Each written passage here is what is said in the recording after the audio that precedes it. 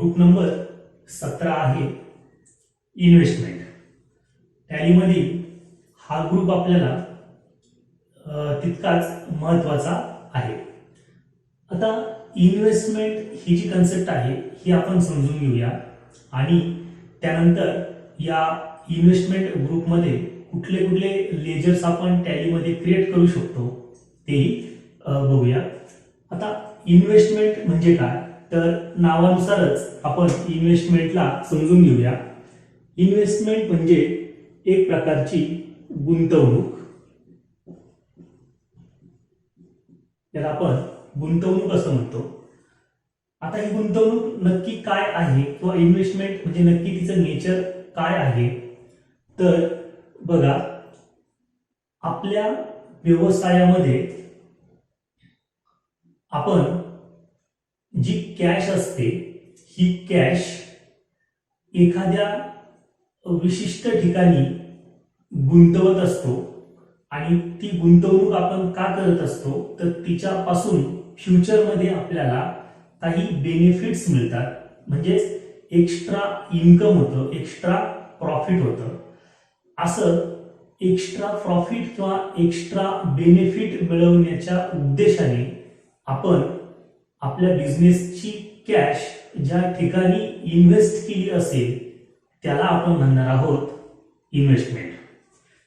काय आहे इन्व्हेस्टमेंट, तर एक्स्ट्रा बेनिफिट मिळविण्याच्या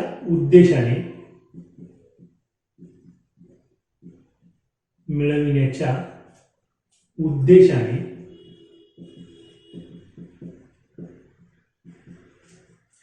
केलेली गुंतवणूक.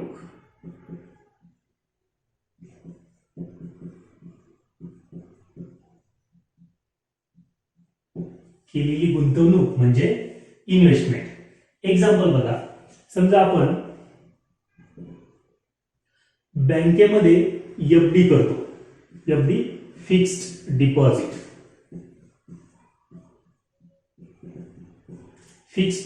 करतो बँकेमध्ये. आता हे जे फिक्स्ड डिपॉझिट असतो, समजा इथे मी 1,00,000 रुपयाचं बँकेमध्ये एफडी केलं आहे. बँक एफडी केला आहे कितीसाठी, तर हे समजा मी 5 इयर्स साठी केलेलं आहे. किती वर्षांसाठी, 5 इयर्स साठी केलेलं आहे. आता जे मी एफडी केलं आहे बँकेत, तर या 1,00,000 रुपयांवरती बँक काय करणार आहे, मला इंटरेस्ट देणार आहे. आणि 5 वर्षानंतर मला काय मिळणार आहे, तर 5 वर्षानंतर मला मी इन्व्हेस्ट केलेले 1,00,000 रुपये प्लस बँकेने जो इंटरेस्ट मला दिलेला असेल त्या इंटरेस्टचे पैसे सुद्धा मला मिळणार आहेत. म्हणजे इथे काय झाली, तर माझी सेव्हिंग पण झाली. 1,00,000 जे मी इन्व्हेस्ट केले होते ते माझे सेव्ह पण झाले आणि त्या सेव्हिंग वरती मला इंटरेस्टच्या स्वरूपात एक्स्ट्रा बेनिफिट सुद्धा मिळाला. मग अशा प्रकारे बँक एफडी सारखी जी काही आपण इन्व्हेस्टमेंट करतो त्या इन्व्हेस्टमेंट साठी आपण इन्व्हेस्टमेंट हा ग्रुप घ्यायचा असतो. म्हणजे जर आपल्याला टॅलीमध्ये fixed deposit FD, bank FD हे लेजर करायची वेळ आली, तर या बँक एफडी लेजरचा ग्रुप आपण काय घेणार आहोत, इन्व्हेस्टमेंट हा आपल्याला घ्यायचा आहे.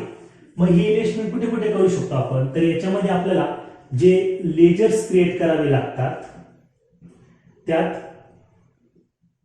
पहिलं तर लेजर आहे बँक एफडी. म्हणजे कुठल्याही बँकेत जर आपण एफडी केलं असेल तर त्या बँकेचं लेजर आपल्याला इथे करायचं असतं. फॉर एक्झाम्पल, समजा मी HDFC बँकेमध्ये एफडी केलेलं आहे, तर मी इथे लिहिणार लेजर क्रिएट करताना आपण HDFC बँक एफडी अकाउंट अशा नावाने हे लेजर क्रिएट करायचं आणि या लेजरचा ग्रुप काय घ्यायचा, तर तो इन्व्हेस्टमेंट असा घ्यायचा. अशाच पद्धतीने अजून काही इन्व्हेस्टमेंट आपण करतो ते म्हणजे कंपनी शेअर मध्ये सुद्धा इन्व्हेस्टमेंट केली जाते. कंपनी शेअर्स, शेअर मार्केट ऐकलं असेल तर त्या कंपनी शेअरचं लेजर क्रिएट करताना सुद्धा आपल्याला इन्व्हेस्टमेंट हा ग्रुप घ्यायचा आहे. ओके, तर ज्या ज्या प्रकारे आपण इन्व्हेस्टमेंट करतो, अजून एक येतं बघा, mutual fund. Mutual fund, mutual fund मध्ये केलेली गुंतवणूक त्याचं लेजर क्रिएट करताना सुद्धा इन्व्हेस्टमेंट हेच घ्यायचं आहे. तर एनी इन्व्हेस्टमेंट, त्या इन्व्हेस्टमेंटचं लेजर क्रिएट करताना आपल्याला त्याचा ग्रुप घ्यायचा आहे इन्व्हेस्टमेंट. आता या इन्व्हेस्टमेंटचं नेचर काय आहे बघा, याचं नेचर काय आहे. इन्व्हेस्टमेंट ही आपल्याला परत मिळत असते. इथे 1 लाख आणि त्याचा इंटरेस्ट आपल्याला परत मिळाला, म्हणजे ही आपली अशी संपत्ती आहे जी भविष्यामध्ये आपल्याला परत मिळणार आहे.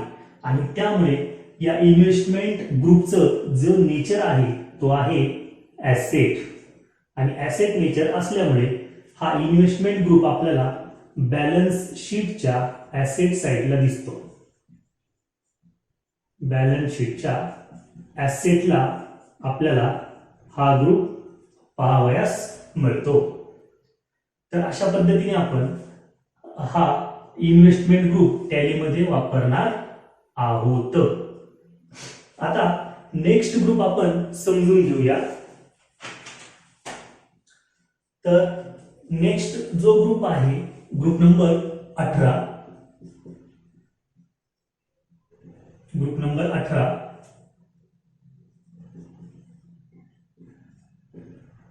Loan and advances.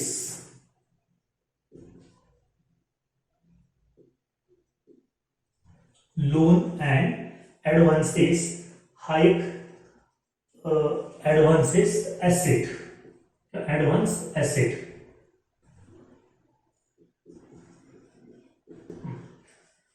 टॅलीमध्ये loan and advance हा पुढचा ग्रुप आहे. आता हा ग्रुप कसा वापरला जातो बघा, हा ग्रुप आपण समजून घेऊया. या ग्रुपमध्ये लोन आलेला आहे. लोन हा वर्ड आहे. लोन म्हणजे कर्ज, जे तुम्हाला माहीतच आहे कर्ज. मग आता इथे प्रश्न असा आहे, हे जे कर्ज आहे हे कर्ज 2 प्रकारचं असतं.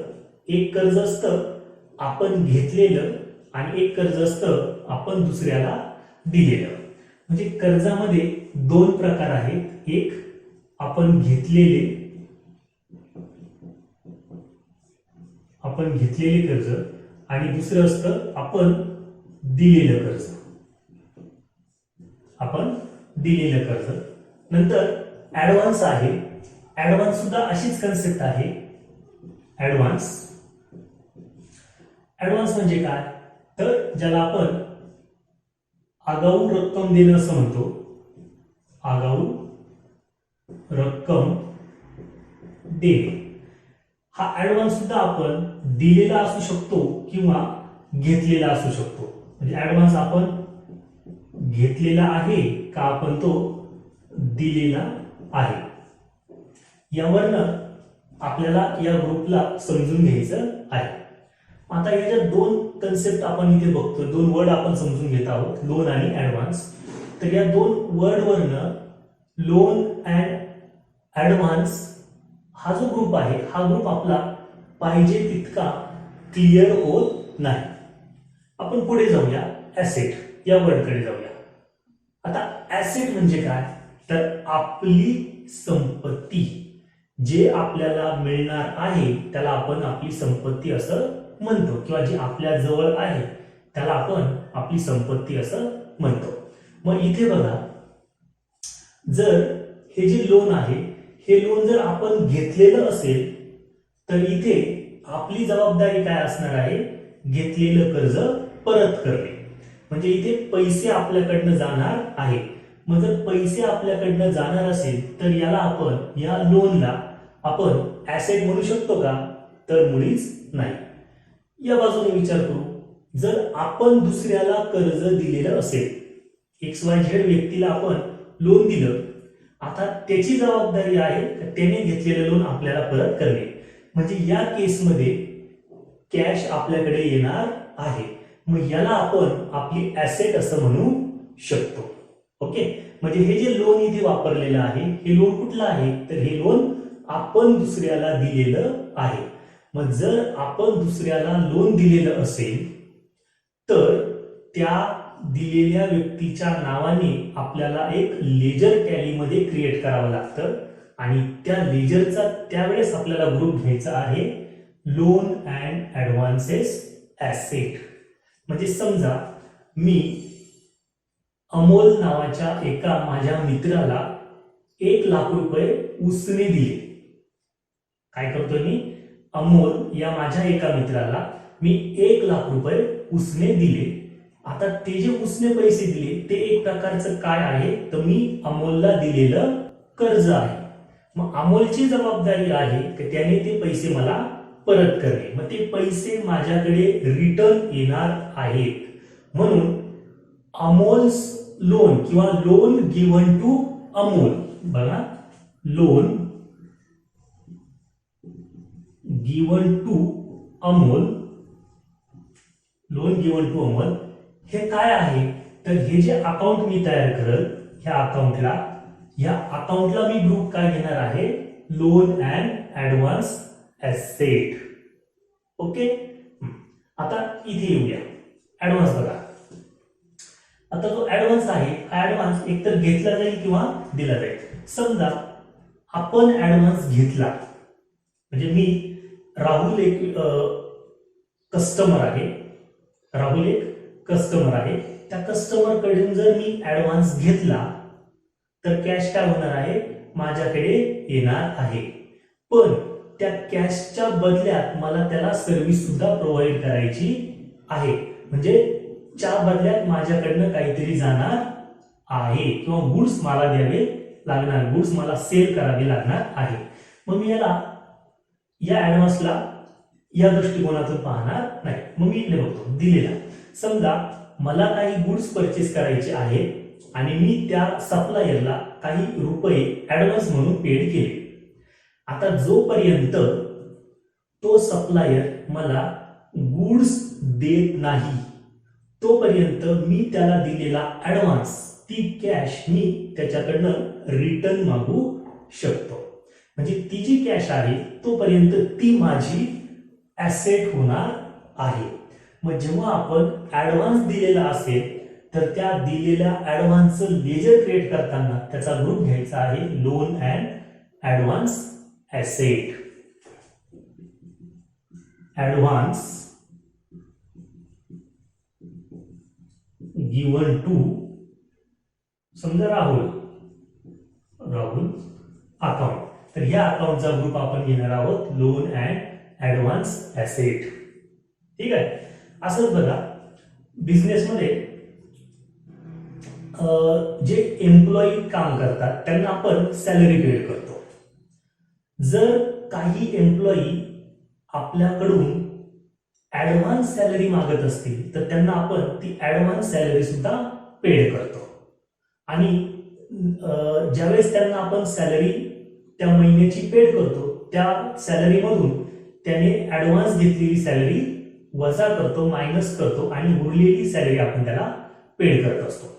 मग अशा केसमध्ये आपल्याला ॲडव्हान्स सॅलरीची एंट्री करावी लागते. आणि ही ॲडव्हान्स सॅलरीची एंट्री करण्यासाठी ॲडव्हान्स सॅलरी हे लेजर आपल्याला क्रिएट करायचं असतं आणि त्या लेजरचा group loan and advance asset हा घ्यायचा असतो. कोणतं लेजर आहे, तर सॅलरी ॲडव्हान्स अकाउंट. तर ह्या लेजरचा ग्रुप सुद्धा आपण लोन अँड ॲडव्हान्स घेत असतो. ठीक आहे. आता याचं नेचर पाहूया आपण.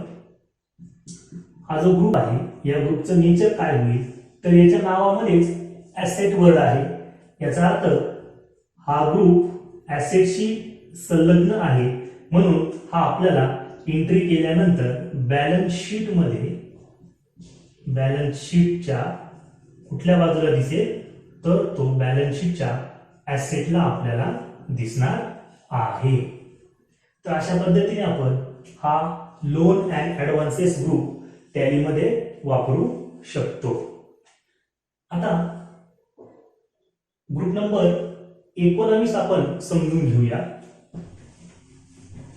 ग्रुप नंबर 19 आहे लोन लायबिलिटी. ग्रुप नंबर 19 आहे लोन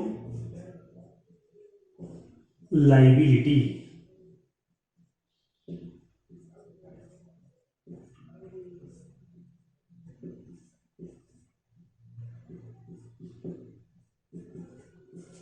लोन लायबिलिटी हा जो ग्रुप आहे हा लोन संदर्भातला आहे. इथे आपण लोनसाठी कन्सेप्ट पाहिली. एक लोन घेतलं जातं तर एक लोन दिलं जातं. जे लोन दिलेलं असेल त्याच्यासाठी आपण लोन अँड ऍडव्हान्स हा ग्रुप वापरला. आता उरलेला आहे लोन घेतलं. जेव्हा आपण लोन घेतो तर त्या घेतलेल्या लोनसाठी आपल्याला लोन लायबिलिटी हा ग्रुप वापरायचा आहे. आता हे जे लोन असतं हे लोन दोन प्रकारे आपण घेतो. कधी वापरायचा आहे हा ग्रुप आपल्याला? जर जर आपण लोन घेतले असेल तर त्या लेजरसाठी आपल्याला हा ग्रुप वापरायचा आहे. मग लोन किती प्रकारचं असतं? तर लोन हे दोन प्रकारचं असतं. लोन हे दोन प्रकारचं असतं. एक लोन असतं सेक्युर्ड लोन आणि दुसरं असतं अनसेक्युर्ड लोन. अनसेक्युर्ड लोन म्हणजे तारण देऊन घेतलेलं कर्ज आणि विना तारण घेतलेलं कर्ज. यामध्ये बघा, समजा आपण होम लोन घेतलं, होम लोन, तर होम लोन ही काय आहे? सेक्युर्ड लोन आहे. कार लोन घेतलं, कार लोन सुद्धा काय आहे? सेक्युर्ड लोन आहे. कार लोन सुद्धा सेक्युर्ड लोन आहे. म्हणजे इथे आपण आपलं जे घर आहे ते घर बँकेकडे तारण दिलेलं आहे आणि त्या बदल्यात बँकेने आपल्याला लोन दिलेलं आहे. म्हणजे इथे रिस्क फॅक्टर कमी असतो. आणि हे जे अनसेक्युर्ड लोन आहे यामध्ये रिस्क फॅक्टर असतो. इथे बँकेला तारण काही द्यायची गरज नसते. इथे बँक रिस्क वरती आपल्याला लोन प्रोव्हाइड करत असते. याचं बेस्ट एक्झाम्पल आहे पर्सनल लोन. Personal loan. इकडे गोल्ड लोन पण येतं. गोल्ड लोन पण असतं. तर हे पर्सनल लोन जे आहे ते सॅलरीड एम्प्लॉई किंवा बिझनेस साठी आपल्याला मिळत असतं. मग या प्रकारचं कुठलंही लोन जर आपण घेतलेलं असेल आणि त्या लोनचं जर लेजर आपल्याला क्रिएट करायचं असेल तर त्यासाठी आपण हा लोन लायबिलिटी ग्रुप वापरू शकतो. तसं टॅलीमध्ये अजून दोन ग्रुप आहेत. एक आहे सेक्युर्ड लोन ग्रुप आणि दुसरा आहे अनसेक्युर्ड लोन ग्रुप. तर या लेजरसाठी आपण हाही ग्रुप वापरू शकतो किंवा याच लेजरसाठी हा सुद्धा ग्रुप आपण वापरला तरी चालतो. तसंच अनसेक्युर्ड लोन जर घेतलं असेल तर त्यासाठी आपल्याला अनसेक्युर्ड लोन हा ग्रुप वापरता येतो किंवा त्यासाठीच आपण हा लोन लायबिलिटी ग्रुप सुद्धा वापरू शकतो. या तिन्ही ग्रुपचा इफेक्ट एकच आहे. त्यांचा जो इफेक्ट जाणार आहे तो एकाच ठिकाणी जाणार आहे. त्यामुळे तिघांपैकी कुठलाही एक ग्रुप वापरला तरी चालतो. माझ्या याच्यामध्ये कोणते लेजर येणार आहेत? तर समजा मी HDFC बँकेकडनं होम लोन घेतलेला आहे तर त्यावेळेस मी लेजर कसं तयार करेल? HDFC bank home loan, HDFC bank home loan असं एक लेजर तयार करेल आणि त्या लेजरचा ग्रुप घेईल लोन लायबिलिटी. जर मी गोल्ड लोन घेतलेलं असेल, समजा ते गोल्ड लोन मी ICICI बँक कडून घेतलेलं आहे तर मी लेजर तयार करेल ICICI बँक गोल्ड लोन. मी कार लोन घेतलेलं असेल तर मी कार लोन सुद्धा घेईल SBI SBI car loan, SBI car loan हे सगळे लोनचे अकाउंट आहेत, म्हणून यांचा ग्रुप येणार आहे लोन लायबिलिटी. लोन लायबिलिटी हा ग्रुप आपल्याला घ्यायचा आहे. ओके, आता या ग्रुपचं नेचर काय आहे? नेचर, तर या ग्रुपचं नेचर लायबिलिटी आहे, नावातच दिलेलं आहे लायबिलिटी. लायबिलिटी, मग लायबिलिटी असेल तर हा ग्रुप आपल्याला किंवा या ग्रुपचे लेजर्स आपल्याला बॅलन्स शीटच्या कुठल्या बाजूला दिसतील? तर ते लायबिलिटी या बाजूला आपल्याला दिसतील. कुठे दिसणार आहेत? लायबिलिटी बाजूला आपल्याला दिसतील. ओके.